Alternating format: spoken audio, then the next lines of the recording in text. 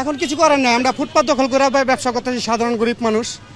আমরা মানে কি করব, আমরা তো অসহায় একজন, মানে আমরা এটা না করেও পারতাছি না, কেন এটা বিগত দিন ধরে করতেছি। হ্যাঁ, আর আমাদের ওরকম কোনো সমর্থ নাই যে একটা বড় দোকান নিয়ে 20 লাখ 25 লাখ অ্যাডভান্স দিয়া হ্যাঁ কিছু করা মতো আমাদের শক্তি নাই ভাই।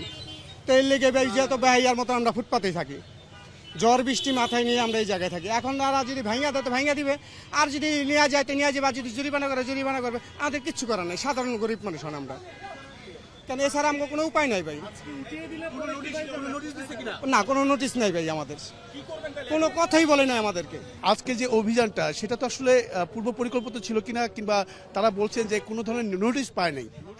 নোটিশ কেন, আমরা বারবার আপনাদের মাধ্যমে শহরবাসীকে জানাচ্ছি, অবৈধ কোথাও বসবেন না, অবৈধ কোথাও দোকান করবেন না, ফুটপাতে যত্রতত্র বসবেন না। এটা কি নোটিশ না? এটাই তো নোটিশ। অনেকেই বলছে যে এটা আসলে লোক দেখানো, কয়েকদিন পরে আবারও আগের মতোই হয়ে যাবে। না না, আগের মতো যাতে না হয়, সবাই সহযোগিতা করেন, সবার সহযোগিতা চাই আমরা। সবার প্রশ্ন একটা যে আসলে এইভাবে আবার পুনরাবৃত্তি হয় কিভাবে? ফুটপাত দখল কি হয় তাদের অসচেতনতার জন্য। Breaking news, Angela Cook Circle. পুনরাবৃত্তি হওয়ার যাতে না হয়, আপনারা ওই ব্যাপারে দায়িত্বটা পালন করেন সবাই। আমরা যদি সবাই পালন করি তাহলে আর পুনরাবৃত্তি হবে না। আমরা দেখলাম যে ট্রেড লাইসেন্স গুলো যাচাই বাছাই করছিলেন, সেটা কি আসলে কোনো কিছু অগত্যি?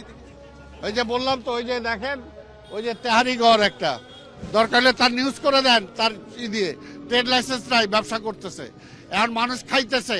এখন যদি আমি বন্ধ করি বলবে যে খাবার থেকে তুলে দিছে। তা আমি বললাম খাবার শেষ হওয়ার পরে বন্ধ করে দিতে।